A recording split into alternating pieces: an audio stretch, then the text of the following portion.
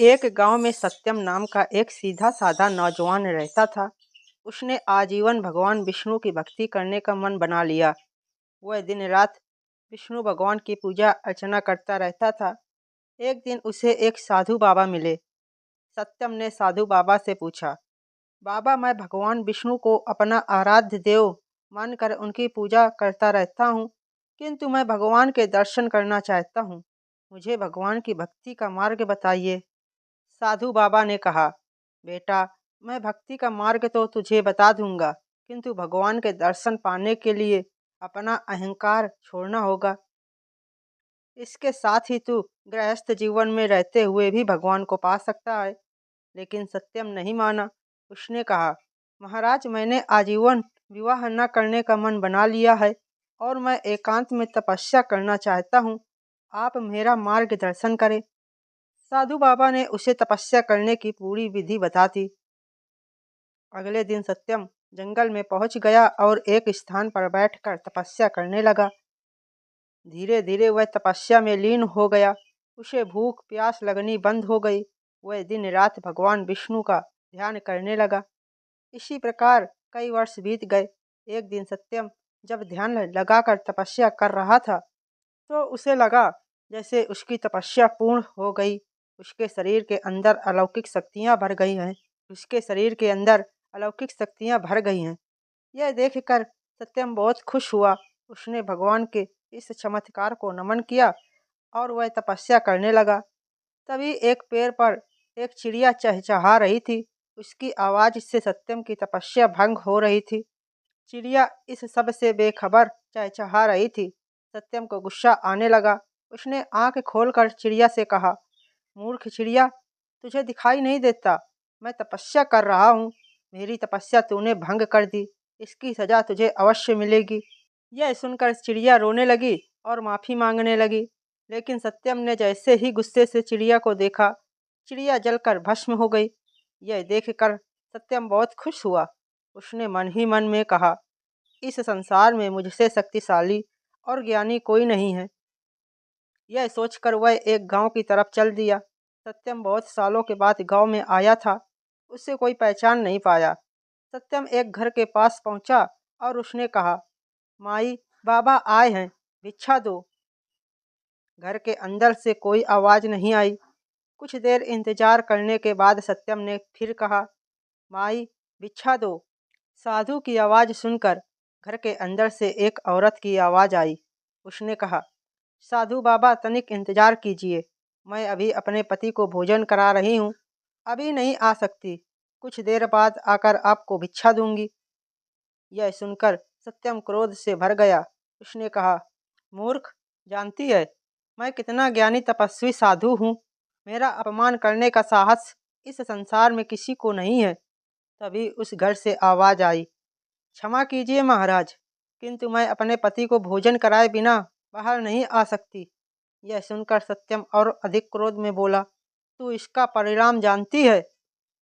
यह सुनकर उस घर से आवाज़ आई, महाराज, मैं कोई पेड़ पर बैठी चिड़िया नहीं हूँ जो आपके क्रोध से भस्म हो जाऊंगी। यह सुनकर सत्यम आश्चर्य में पड़ गया। उसने कहा, तुझे यह सब कैसे पता? तब उस घर से आवाज़ आई, महाराज, यहाँ से कुछ दूर पर एक कसाई की दुकान है। आप वहाँ चले जाइए। आपको आपके प्रश्नों के उत्तर मिल जाएंगे। सत्यम उस दुकान की ओर चल दिया। वह दुकान पर पहुंचा तो उसने देखा एक कसाई मांस बेच रहा था। सत्यम को देखकर वह दुकान से बाहर आ गया। सत्यम उससे पूछता, उससे पहले ही कसाई ने कहा, महाराज, आपको उस औरत ने भेजा है जो अपने पति को भोजन करा रही थी। यह सुनकर सत्यम ने कहा, तुम्हें यह सब कैसे पता? वहाँ तो उस समय कोई नहीं था। तब उस कसाई ने कहा, महाराज, आप मेरे साथ चलिए। महाराज, आप मेरे साथ मेरे घर चलिए। वहाँ आपके सभी प्रश्नों के उत्तर मिल जाएंगे। सत्यम आश्चर्य से कसाई के साथ उसके घर पहुँच गया। वहाँ पहुँचकर उसने देखा, कसाई ने घर जाकर अपने बूढ़े माता पिता के पैर छुए और पूरे दिन में जो भी कमाया था उनके चरणों में रख दिया। फिर अपने माता पिता को अपने हाथों से खाना खिलाया। उसके बाद उनके पैर दबाता रहा। जब वे सो गए तब वह कसाई सत्यम के पास आकर बैठ गया। सत्यम का सारा घमंड समाप्त हो चुका था। उसने कसाई के पैर पकड़ लिए और बोला, मैंने वर्षों तक तपस्या की, जिससे अलौकिक शक्तियां मेरे अंदर आ गई, लेकिन आपको देखकर मेरा सारा घमंड चला गया। आप मुझे इसका राज बताइए। तब उस कसाई ने कहा, जिस औरत ने आपको इंतजार करने के लिए कहा, वह अपना पतिव्रत धर्म निभा रही थी। इस पतिव्रत धर्म के आगे तो यमराज को भी झुकना पड़ा था। उस पतिव्रता में वह शक्ति है कि उसे गृहस्थ होते हुए भी तपस्या का फल मिल गया, और उसका ज्ञान तो आपने देख ही लिया। मैं पूरा दिन जीव हत्या कर उनका मांस बेचता हूँ, किंतु वह मेरा कर्म है, व्यवसाय है। किंतु घर में मैं सब कुछ अपने माता पिता को अर्पण कर देता हूँ। उनकी सेवा मैं श्रवण कुमार बनकर करता हूँ। माता पिता की सेवा करने से मुझे गृहस्थ होते हुए भी तपस्या का फल मिल गया, जिससे मैं सब जान पाता हूँ। यह सुनकर सत्यम रोने लगा। उसने कहा, मैंने कई वर्षों तपस्या की भगवान को पाने के लिए, किंतु एक क्षण के अहंकार ने मेरी तपस्या भंग कर दी। यह सुनकर उस कसाई ने कहा, आपका मन अब निर्मल हो गया है। आप गृहस्थ जीवन में जप करते हुए प्रभु को याद कीजिए। यही सबसे बड़ी तपस्या है। अपने कर्मों से भागकर आप कभी प्रभु को पा नहीं सकते। यह सुनकर सत्यम अपने घर आ गया और गांव वालों की सेवा करने लगा। धीरे धीरे उसकी तपस्या पूर्ण होने लगी। यह कहानी आपको कैसी लगी, हमें कमेंट बॉक्स में ज़रूर बताएं, और ऐसी ही कहानी सुनने के लिए हमारे चैनल को सब्सक्राइब करें। धन्यवाद। राधिका, तुम अपने पापा से ऐसे कैसे बात कर सकती हो? सुनीता जी ने अपनी बेटी को डांटते हुए कहा। राधिका अभी भी अपने पापा जीवनलाल जी पर चिल्ला रही थी। आपको तो बस अपने पैसों की पड़ी रहती है, ये नहीं कि बच्चों की क्या ज़रूरतें हैं। मेरी सारी फ्रेंड्स लग्जरी लाइफ जी रही हैं, और आप बस एक ही रट लगाए हैं कि शादी के लिए पैसा इकट्ठा करना है। सुनीता जी ने कहा, बस करो राधिका, तुम्हारे सारे शौक तो हम पूरे कर नहीं सकते। अपनी हैसियत भी देखनी चाहिए। तुम्हारे पापा की नौकरी में से जो कुछ बचता है, उसमें तुम्हें हर महीने पॉकेट मनी मिल जाती है। Pocket money? वाह मम्मी, आप उसे पॉकेट मनी कहती हो? हर महीने 1000 रुपए, इतने तो मेरे एक दिन में ही खर्च हो जाते हैं। मुझे नहीं पता, मुझे इस महीने कम से कम 5000 रुपए चाहिए, राधिका ने लगभग चिल्लाते हुए कहा। इधर जीवनलाल जी चुपचाप सिर झुकाए बैठे थे। बेटे की शादी की थी, वह शादी के बाद अलग हो गया था। इधर बेटी की शादी के लिए पैसे भी जोड़ रहे हैं। अब बेटी को भी पूरा ऐशो आराम चाहिए। 55 साल की उम्र में एक प्राइवेट नौकरी है, उसका भी कोई भरोसा नहीं है। ना जाने आगे खर्च कैसे चलेगा। यही सब सोचकर उनकी आंखें नम हो चली थी। सुनीता, इसे 5000 रुपए दे दो, इस महीने हम किसी तरह चला लेंगे। बेटी के तानों से परेशान जीवनलाल जी ने सुनीता की ओर देखकर कहा, आप इसकी आदत बिगाड़ रहे हैं। कभी हमने अपने ऊपर 5000 खर्च नहीं किए। यह सुनकर राधिका बोली, ओहो, इसका मतलब आपके पास पैसे हैं, पर देना नहीं चाह रहे। लाइए जल्दी से पैसे दीजिए। राधिका, तुम्हें दिखाई नहीं देता? तुम्हारे पापा एक प्राइवेट नौकरी में दिन रात एरिया रगड़ रहे हैं, वह भी पता नहीं कब चली जाए। बेटा है कि शादी होते ही अलग हो गया, और अब बेटी को लग्जरी लाइफ जीनी है, सुनीता जी ने कहा और अंदर चली गई। अलमारी में से 5000 रुपए लाकर राधिका के हाथ पर रखते हुए कहा, आज तो दे रही हूँ, लेकिन अगले महीने से कोई उम्मीद मत रखना। हम तुम्हारे ऐशो आराम के जिम्मेदार नहीं है। 2 वक्त की रोटी और कपड़ा मिल जाता है, वही काफ़ी है। राधिका पैसे लेकर मुंह बनाते हुए घर से बाहर चली गई। सुनो जी, कुछ अपने बारे में भी सोचो।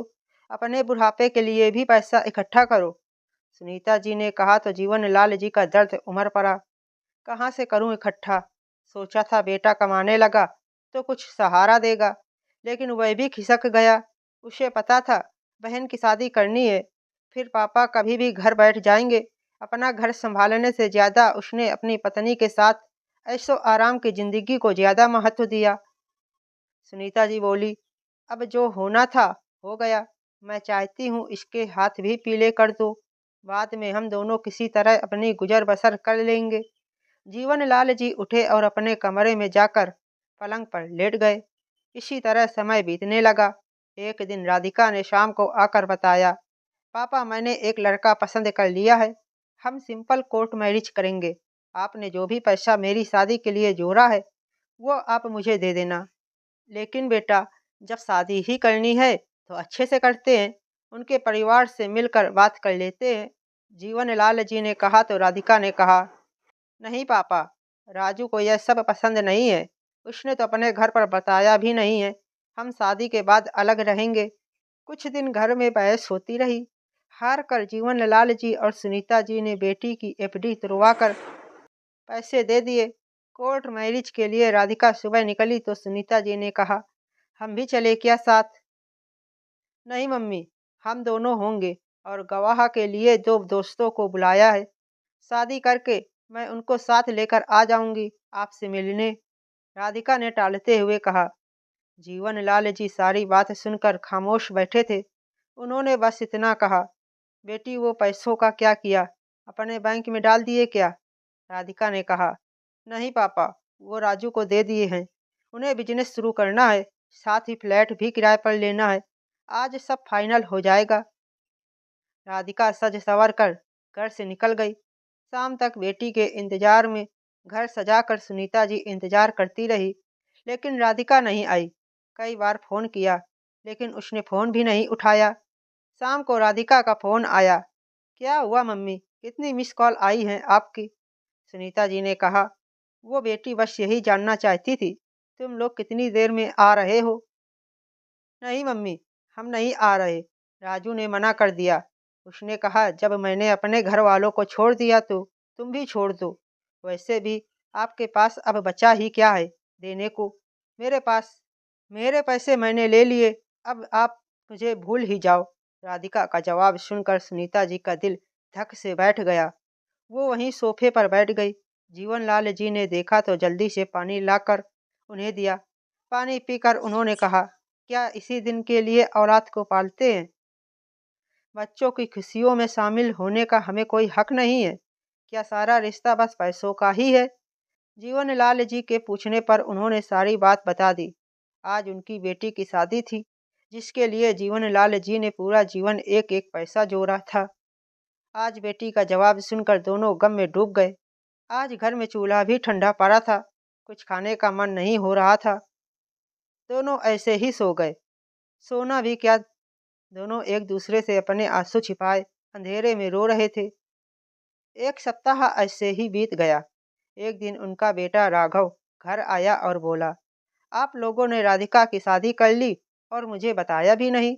इतना पराया कर दिया कि मैं अपनी बहन की शादी भी ना देख सका। वाह बेटा, बड़ी जल्दी याद आ गई बहन की शादी की। वैसे भी हम ही शादी में शामिल नहीं हुए तो तुझे क्या बताते? सुनीता जी ने सारी बात बता दी। राघव ने तुरंत राधिका को फोन मिलाया। दूसरी ओर से किसी के रोने की आवाज आई। भाई, मैं बहुत मुश्किल में हूँ। राजू मुझे धोखा देकर सारे पैसे लेकर भाग गया। मम्मी पापा को बताने की हिम्मत नहीं थी। मुझे आकर ले जा। मेरे पास किराए के लिए पैसे भी नहीं है। हम हनीमून के लिए शिमला आए थे। होटल वालों की पेमेंट करनी है।